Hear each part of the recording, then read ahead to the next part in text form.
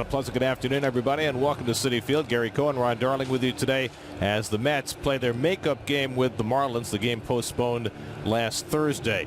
So, Jacob deGrom goes to the mound for the Mets today, facing the Marlins for the fourth consecutive time. Now, deGrom made some great adjustments his last time out, but 4 times in a row, that's unprecedented. Gary, I don't even know how to understand it, because it's not only that he's facing him for the 4th time, but we're also talking about a Cy Young Award winner 2 times over that always seems to have his best games against the Marlins. He always has a bullseye on his back anyway for any team that he faces, but especially against a team which it seems every time he has their number. First time in 91 years that a pitcher has made 4 straight starts against the same opponent. Meanwhile, Trevor Rogers made his major league debut on this same mound last week. He'll make his 2nd big league start today. Well, we were really impressed. Impressed how much? Well, we were trying to compare him to every great big left-hander that's ever pitched. He throws about 95 miles an hour with a slider and a changeup, but we liked how he got through some of the difficult innings in the 4 innings that he pitched.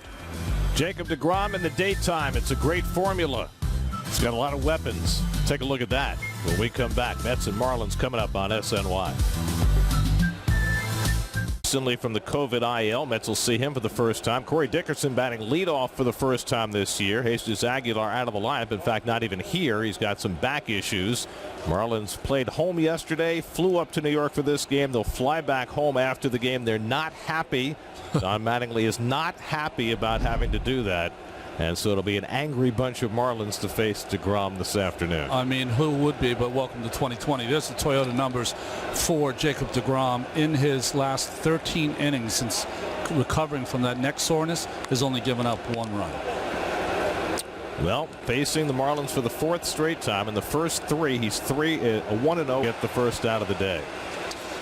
Well, defensively behind deGrom today, Wilson Ramos doing the catching. Guillorme starting at 3rd. J.D. Davis is still sore from getting hit in the hip. Rosario, McNeil, and Alonso Cano's the DH. Dominic Smith playing left field almost every day. Marisnik gets the start against the left-hander. Brandon Nimmo moves to right because Conforto gets his only day off so far this year. I wonder if we're going to see more of that, Ronnie, with deGrom having thrown so much of this out after being hit on the hip by an Aroldis Chapman fastball Saturday, and Michael Conforto getting his first day off. So Wilson Ramos slides into the cleanup spot.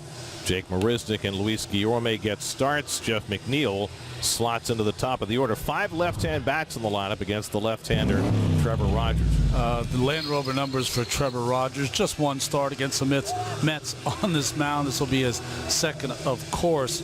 Pitched in the 2nd game with a doubleheader on last Tuesday. So here's a little trivia for you. Okay. Trevor Rogers making his first 2 major league appearances. Road starts in the same ballpark. The last player to do that? Don't know. Mets right-hander Tim Leary, who made his big league debut at Wrigley Field in 1981, got hurt, made his 2nd big league appearance at Wrigley Field 2 years later. Jeff, for the Miami Marlins, Alfaro behind the plate. Anderson really impressed with him. Rojas, VR, and Diaz that we talked about. And in the outfield, Dickerson, some gold in left field. Lewis Brinson's getting a lot of playing time in center, and Matt Joyce, the veteran, in right field. By the way, if VR is a little distracted, you probably can't blame him. Today is the trading deadline at 4 o'clock. As Ramos grounds one slowly, in comes Anderson.